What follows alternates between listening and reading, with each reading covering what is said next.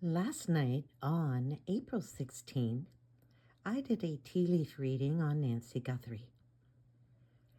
This is how the teacup looked with the tea leaves. And I want to point out something very interesting. We had a set of questions that we intended to ask. I asked a friend of mine to be the client on this, asking those questions.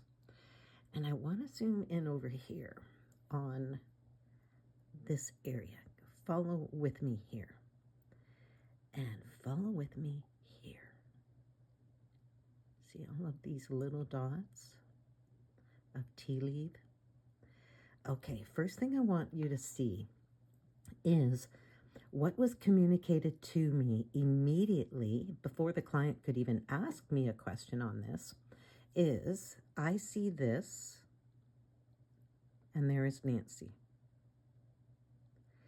I see this, and I believe this is Tommaso. And you see this, you might not get the full, but let me try to come in. There's a heart there. Okay, so I'm going to zoom in. And when you look at that clumping, this is a heart. This is a man. And this is Nancy. And if you want to look at this clump, can you see that there's a head here, a body, someone sitting, and they're looking this way, over here.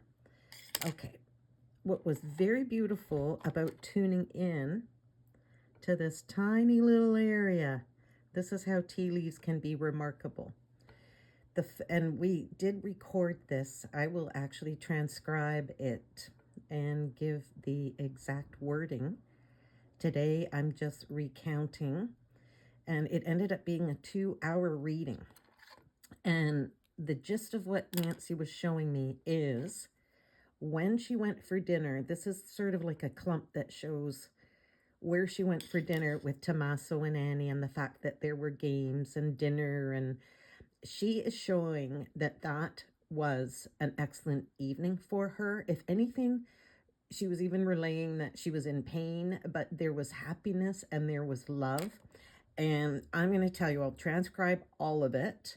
But this little clump, as you know, as simple as it is for me as a tea leaf reader, this told me everything to settle my mind.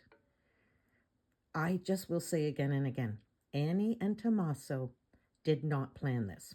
And I drew your attention, and in fact, what I'm being told is there was much love, and they were even showing me scenes from the dinner where Tommaso was even driving her home, and in the getting her into the garage to get into the house. And I'm going to say I still don't believe the family was involved. I'm going to transcribe everything. But this also, you see all of these scatterings of tiny tea leaves.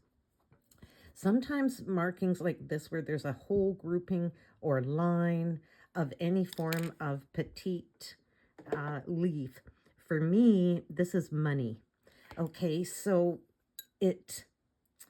I am still going to say whoever decided to kidnap Nancy, something very distinct came in last night in the reading that clarified what could the motive be, who could really be behind this. What I was shown and told with these clumpings of where this little money trail is, this is a money trail, believe it or not, that I'm seeing here.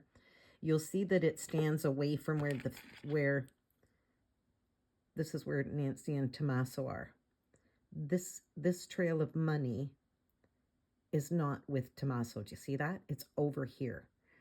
And I know this is wild, but this shows me that it's coming from a different source.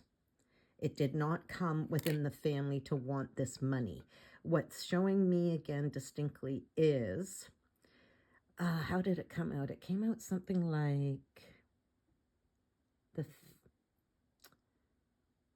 the family was the target. The entire family was the target.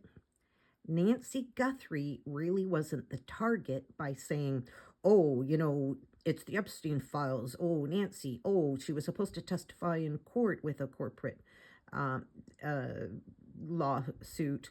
Could it be them? I'm telling you, this was not political. I am telling you, this had nothing to do with her being witness in court proceedings in any way. This is, you're going to see this. This is one individual here that gets the idea, knows the family has money, wants to target the family, and the vision that comes to me, that is not in the tea leaf, but it came into my head when I'm looking at all of this stuff, is I strongly, strongly do believe that the person who decided to target the family and devise a way to extract money from them, do you hear what I'm saying? Okay, I specifically saw that perpetrator number 3, as I've referred to him, perpetrator number 3 knows Michael Feldman and Savannah Guthrie, somehow through financial channels, possibly even, I see all sorts of things. But anyway, it's Michael Feldman is not connected to this, other than perhaps Michael and Savannah truly know the person that targeted the family, because he knows the family has money. Okay, and then they devised a plan. How do we extract it? Oh, hey, why don't we kidnap one of their loved ones? That seems easy, especially because she's vulnerable. So I'm going to say that I truly, truly, truly do not believe on any level that Annie and Tommaso are involved. They truly are not. And Nancy Guthrie truly wasn't the target. She was like the way to get the money, yes, but the family was the target. And when I keep seeing family and being told family was the target, it's someone that is privy to the lifestyle of Savannah and Michael specifically. And I know that she's in media and public all the time with her career.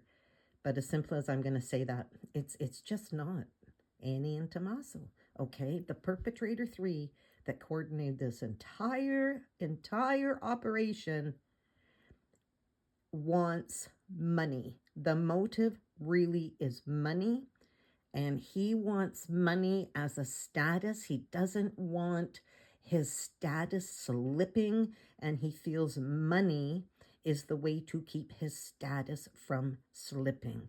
So I'm going to again say this was a money grab. This is not connected to the Clintons.